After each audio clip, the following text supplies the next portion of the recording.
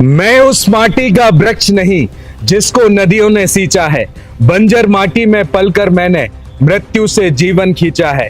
मैं पत्थर पर लिखी इबारत हूँ, शीशे से तुम कब तक तोड़ोगे। मिटने वाला मैं नाम नहीं, आखिर तुम मुझको कब तक रोकोगे, कब तक रोकोगे।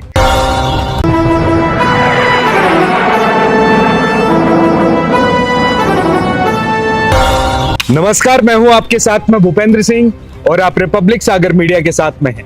2023 का विधानसभा चुनाव कंप्लीट हो चुका है और मध्य प्रदेश में भारतीय जनता पार्टी ने भारी बहुमतों से यानी कि प्रचंड बहुमतों से मध्य प्रदेश में सरकार बनाई है। ये 2024 का वर्ष है और 2024 के वर्ष में लोकसभा चुनाव की लहर पूरे हिंदुस्तान में दौड़ रही है। हम बात करें मध्य प्रदेश की तो मध्य प्रदेश में 29 लोकसभा सीट हैं और उन 29 लोकसभा सीटों पर 28 पर भारतीय जनता पार्टी का कब्जा है तो एक लोकसभा सीट यानी कि छिंदवाड़ा पर कांग्रेस का कब्जा है। इस वक्त हमारे साथ में है कांग्रेस के प्रदेश महामंत्री चंद्रभूषण सिंह बुंदेला जी, जिनको हम गुड्डू राजा के नाम से भी जानते हैं। सर, बहुत बहुत स्वागत है आपका हमारे। धन्यवाद भूपेंद्र सिंह जी। 2023 के विधानसभा चुनाव में सर आपके लिए बुंदेलखंड की 26 विधानसभा सीटों का प्रभारी बनाया गया था, लेकिन कांग्रेस कहीं ना कहीं डाइवर्सिटी देखी गई कांग्रेस में और भारतीय जनता पार्टी के हाथ में सरकार आई। तो कांग्रेस की इस विफलता को आप किस नजरिए से देखते हैं? ये आप देखें कि आप विफलता की बात कर रहे हैं, ऐसा नहीं है। आप कैसे चुनाव में कैसे जीते हैं, किस सिस्टम के दायरे से जीते हैं, सबको पता है। पूरी जनता देख रही है। ईवीएम जब आई तब हम लोग हारने लगे और जो डाक मत पर थे हम लोग 199 सीटों पर जीते थे और कैसे हारे सबको पता है। ये काफी है ना, ये प्रचलन रहा कि जितने भी वैलिड मतों से वैलिड वोट्स जितने भी डले हुए हैं उसमें ट्रेडिशन में है ना कांग्रेस आगे लगी, लेकिन जैसे जैसे ईवीएम के रिजल्ट आते ओपन होते गए उसमें भारतीय जनता पार्टी लीड लेती रही। और दिग्विजय सिंह जी ने भी आरोप लगाया कि ईवीएम कहीं ना कहीं लोकतंत्र पर सबसे बड़ा हमला है। अगर ईवीएम बंद हो सकता है कि कांग्रेस की वापसी हो सके। तो ईवीएम पर उठते सवालों पर आप क्या कहें? ये सबको पता ही है कैसे सवाल उठ रहे हैं और आम जनता उठा रही है। अब तो टीवी चैनल सब फिक्स्ड हैं, मैनेज्ड हैं, तो वो तो नहीं दिखा पा रहे हैं, लेकिन सोशल मीडिया के द्वारा दिखाई जा रहे हैं सब चीज़ें। जनता भी समझ रही है और हर आदमी की जुबान पे है कि कैसे विश्वासघात किया गया है जनता के वोटरों के साथ। ये सबको पता है, इसलिए कांग्रेस पीछे रह गई है। 230 विधानसभा सीटों पर चुनाव होने के बाद अब लोकसभा चुनाव का आगाज होने वाला है कुछ ही समय में। मध्य प्रदेश में 29 लोकसभा सीटें हैं जिन पर एक पर ही कांग्रेस है। तो आप इस बारे लोकसभा चुनाव को किस नजरिए से देख रहे हैं, खासकर बुंदेलखंड के लिए? देखिए, बुंदेलखंड में पिछली बार खाता नहीं खुल पाया था। 4 लोकसभा आती हैं, सागर, टीकमगढ़, दमोह और खजुराहो, छतरपुर। तो इसमें 4 में से हम लोग इस बार खाता खोलेंगे। इस बुंदेलखंड में कांग्रेस पे खाता खोलेगा। अब हम बात करें जिस हिसाब से आपको प्रदेश के महामंत्री का दायित्व दिया गया है, बुंदेलखंड में भी आप प्रभारी रहे, तो कहीं ना कहीं एंटी इनकम्बेंसी का भी रोल देखने के लिए मिला है। कांग्रेस के कई ऐसे लीडरों ने आरोप लगाए हैं कि कांग्रेस ने उतने एक्टिव होकर काम नहीं किया जितना एक्टिव होकर करना चाहिए। कहीं ना कहीं लीडरशिप क्वालिटी भी, अभी हाल ही में ना जीतू पटवारी जी को प्रदेश अध्यक्ष बनाया गया है। तो प्रदेश अध्यक्ष बनाने के बाद युवा क्रांति में क्या जागरूकता देखने के लिए? देखिए, ये सब कांग्रेस हमेशा एकजुट थी, अभी भी एकजुट है और आगे भी रहेगी। एक जब कांग्रेसियों का काम हमेशा एकजुट होकर काम करना सब लोग के उसमें रहा है, हम लोग के डीएनए में, खून में रहा है। कांग्रेस एक है और बीजेपी का काम है जो माहौल बनाती है कि ऐसा ऐसा हो रहा है, ऐसा ऐसा हो रहा है, वो दिखाती है, लेकिन कांग्रेस एक है। और जीतू पटवारी जी हमारे प्रदेश बने हैं, उनको शुभकामनाएं और बड़ी मजबूती से हम लोग सभी कांग्रेसी एकजुट होकर लोकसभा चुनाव की तैयारी में लग गए हैं और लड़ाई लड़ेंगे और जीतेंगे लोकसभा सीट ज़्यादा से ज़्यादा। जीतू पटवारी जी ने एक बेहद संगीन आरोप लगाया कि जितना भी विधानसभा चुनाव लड़ा शुरू से लेकर अंत तक लाडली बहना योजना को लेकर लड़ा और लाडली बहना योजना के लिए फेस के तौर पर पूर्व मुख्यमंत्री शिवराज सिंह चौहान का चेहरा आगे किया, लेकिन सरकार बनने के बाद शिवराज सिंह चौहान को दरकिनार कर दिया। आखिर क्या कहना चाहते थे जीतू पटवारी जी अपने स्टेट? यही कहना चाहते थे कि देखिए, तो खामंजा बीजेपी ने जो किया है भुगतना पड़ेगा इसका। लाडली बहना योजना तो शिवराज सिंह जी ने चालू की थी और उनको फायदा भी मिला, लेकिन उनको सेंट्रल के लोगों ने उनको माना नहीं। आज वो हाशिए पर हैं और इसका जवाब देख लेना प्रदेश के चुनाव में, लोकसभा में, कि जो इनकी आपस में जो गुटबाजी है या जो लड़ाई है उसका फायदा कांग्रेस को मिलेगा। जो INDIA का गठबंधन है भारत में, इसका असर मध्य प्रदेश में देखने के लिए मिल सकता है क्या? अब देखिए, ये निर्णय तो आला कमान का, हाई कमान का है, तो जो वो निर्णय लेंगे हम लोग सब उनके साथ हैं। बुंदेलखंड की हम बात करें तो बुंदेलखंड के आप प्रभारी रहे, तो सागर लोकसभा सीट है, टीकमगढ़ है, छतरपुर है, तो इन लोकसभा सीटों पर जो भारतीय जनता पार्टी ने अपनी स्ट्रेटेजी बनाई है, उस स्ट्रेटेजी के कंपैरिजन में कांग्रेस किस हिसाब से उनको पीछे छोड़ सकती है? अब देखिए, हम लोग की स्ट्रेटेजी बन रही है और उसी हिसाब से हम लोग काम करेंगे।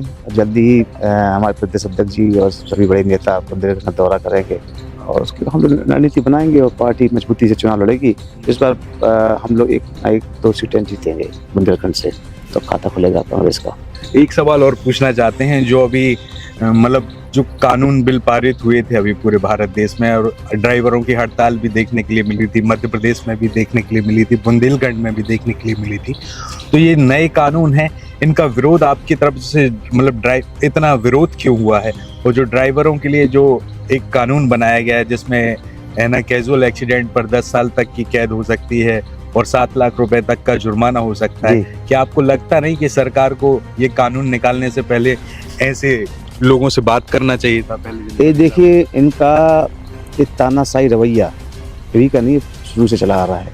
इसलिए आज जब किसान आंदोलन हुआ था, आपको पता होगा किसानों के साथ क्या धोखाधड़ी की थी, कैसा कानून बनाया था, तो अब आखिरकार में कई किसान शहीद हुए, कई किसानों के साथ जाति हुई और 1 साल के ऊपर उन्होंने धरना प्रदर्शन किया, तब उन्होंने मजबूरी में एक कानून वापस लिया था किसानों वाला।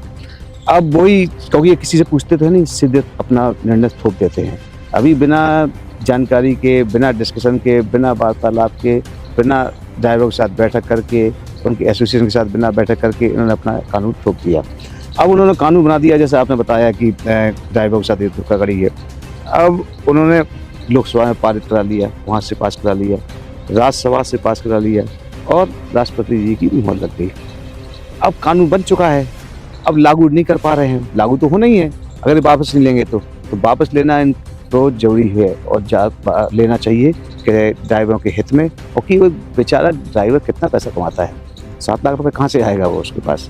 उसका परिवार पालना है, 9-10 हज़ार ज़्यादा तो कमाता नहीं, 7-10 हज़ार से ज़्यादा कमाता नहीं इस महीने में, हमेशा बाहर रहता है, परिवार से दूर भी रहता है। और उनके साथ जाति जो जुर्म किया है उनको वापस लेना चाहिए कानून, नहीं तो वो बेचारा परिवार मर जाएगा। मध्य प्रदेश में अब कांग्रेस का भविष्य कैसा देख रहे हैं आप? कांग्रेस का भविष्य अच्छा है, वो तो धोखाधड़ी से सरकार बन गई है। अब देखिए, लोकसभा में इसका जवाब दिया जाएगा। लोकसभा में जनता को मालूम चल गया है कि इन्होंने कैसे सरकार बनाई है। और दूसरी बात यह है कि जो उन्होंने वादे किए बीजेपी वालों ने, चाहे लाडली बहना योजना हो, चाहे कोई भी हो, वो पूरे कैसे करेंगे? उनको पूरा कैसे करेंगे? पैसा ऑलरेडी मध्य प्रदेश सरकार के पास कर्जा है, करीब 3.5-4 लाख करोड़ का कर्जा उसके पास ऑलरेडी है और इतना आमदनी है नहीं, तो कर्जा चुका नहीं पा रहे, तो और कर्जा ले रहे हैं वो। लाडली बहना योजना के लिए अभी इनको 1600 करोड़ रुपए इन्होंने दिए हैं, शायद 10 तारीख को आए हैं, तो अब बढ़ना है और हर महीने देना है, तो कहाँ से व्यवस्था करेंगे ये लोग? और इसलिए हम लोग कह रहे हैं कि ज़्यादा से ज़्यादा व्यवस्था करिए जाए इनके साथ और जितने भी वादे किए पूरे करवाए जाएँ। और पूरा करने में हम लोग लगे रहेंगे, पूरा करिए आप वादे, जनता के साथ धोखा मत करिए, पूरे वादे करिए। हम लोग उनके पीछे पड़े रहेंगे, जो आपने वादे किए पूरी करिए। मध्य प्रदेश में एक नया चेहरा मुख्यमंत्री के रूप में आए हैं, डॉक्टर मोहन यादव, पहली बार मुख्यमंत्री बनाए, जो दावेदारों की लिस्ट में भी शामिल नहीं थे।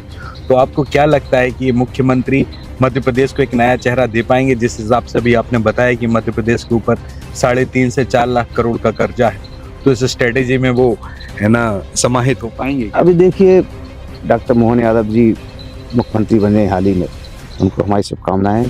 और अभी बने हैं तो देखिए उनका काम कैसा होता है, क्योंकि अभी थोड़ा टाइम दीजिए उनको करने का, तो वो कैसे करेंगे वो तो आने वाला समय बताएगा। हमारी शुभकामनाएं कि मध्य प्रदेश के लिए अच्छा काम करें, मध्य प्रदेश के उज्ज्वल भविष्य के लिए दिन रात मेहनत करें और जो कर्ज में डूबा है मध्य प्रदेश उसको आगे निकालें, कर्ज से उबारें, यही हमारी उम्मीद है। और साथ साथ जो बुंदेलखंड के बेरोजगार हैं, हमारे युवा हैं, उनके लिए, नौजवानों के लिए काम की व्यवस्था करें, मैं ये चाहते हैं। एक आखिरी सवाल हो, जब है ना मध्य प्रदेश में सरकार बनी और सीएम फेस का ऐलान हुआ, उसके बाद में मंत्रिमंडल को लेकर काफ़ी है ना बातें चल रही थी, सब चीज़ हो रही थी, लेकिन जब मंत्रिमंडल का गठन हुआ और नाम अनाउंस हुए तो उनमें काफ़ी तौर पर देखा गया कि जो शिवराज सिंह सरकार के जो मंत्रिमंडल में जो मंत्री के चेहरे थे, काफ़ी बड़े दिग्गजों को दरकिनार करते हुए नए चेहरों को मौका दिया गया। तो आपको लगता नहीं कि कई 9 बार के विधायक हैं, कई सीनियर लीडर हैं, फ्रंट लाइन पे आना चाहिए था उनको लिए कि नहीं आना चाहिए? अब इसमें हम कुछ नहीं कह सकते क्योंकि ये उनकी पार्टी का अंदरूनी मामला है, किसको बनाना है किसको नहीं बनाना है, उन्होंने कैसे निर्णय लिया वो जाने। हम तो यही कोशिश करेंगे जो मंत्री बने हैं उनसे कि भाई जो प्रदेश के हित में काम करें और भ्रष्टाचार ना फैलाएं। और जो बुंदेलखंड के जो मंत्री बने हैं खासकर उनसे भी मैं उम्मीद रखता हूँ कि वो बुंदेलखंड रोजगार की व्यवस्था करें और युवाओं का कम से कम नौजवान लोगों के लिए कुछ करें। इस चैनल के माध्यम से जनता से कुछ अपील करना चाहेंगे जो आगामी लोकसभा चुनाव है, लोकसभा चुनाव को किस नज़रिए से देखें और लोकतंत्र के लिए जो हिस्सा माना जाता है यानी कि जो जनता हिस्सा मानी जाती है उस विश्वास पे वो कितना खरा होता है? अब देखिए, अब चुनाव आने दो, अभी तो क्या है स्टार्ट हुआ नहीं लोकसभा, लोगों लगता है सब लोग विधानसभा से तो चल ही रही है। नहीं, अभी तो बुंदेलखंड में क्या मध्य प्रदेश में क्या है, चुनाव से उभरे हैं सब लोग विधानसभा के, तो अभी तो उसी से निकल रहे हैं सब लोग। धीरे धीरे कांग्रेसियों ने अब निकलना चालू कर दिया है। ऐसे हमारे प्रदेश अध्यक्ष जी और सिंह जी और कटारे जी संयुक्त रूप से दौरा करना चालू कर दिया। अभी आजकल ग्वालियर संभाग में हैं तो वो घूमना शुरू हो गया है। तो हम लोग अब निकलेंगे और काम करेंगे और मजबूती से जो हमारे कार्यकर्ता हैं, नेता हैं, उनका मनोबल और हौसला बढ़ाएंगे और फिर जुटेंगे पूरी ताकत से। बहुत बहुत धन्यवाद सर चैनल के साथ में जुड़ने के लिए। धन्यवाद। जैसा कि आपने देखा कि अभी हमारे साथ में थे गुड्डू राजा जी जो कांग्रेस के प्रदेश महामंत्री हैं और विधानसभा चुनाव में उनको बुंदेलखंड की जिम्मेदारी दी गई थी 26 विधानसभा सीटों की। अब 2020 में लोकसभा चुनाव प्रस्तावित हैं, कुछ ही समय में भारत में लोकसभा चुनाव हो सकते हैं। अब देखते हैं कि मध्य प्रदेश में खास तौर पर बुंदेलखंड की तस्वीर क्या होगी। फिलहाल इस एपिसोड में इतना ही। मैं भूपेंद्र सिंह रिपब्लिक सागर मीडिया की ओर से आप सभी से विदा लेता हूं। रिपब्लिक सागर मीडिया को सब्सक्राइब अवश्य करें और आप हमारी आने वाली सभी वीडियो को देखना चाहते हैं तो आपको उसके लिए घंटी जरूर दबानी पड़ेगी ताकि आपको सभी वीडियो की नोटिफिकेशन समय समय पर मिलती रहे। रिपब्लिक सागर मीडिया पर जो भी वीडियो आएगा वह सच की कसौटी पर कसकर ही आएगा।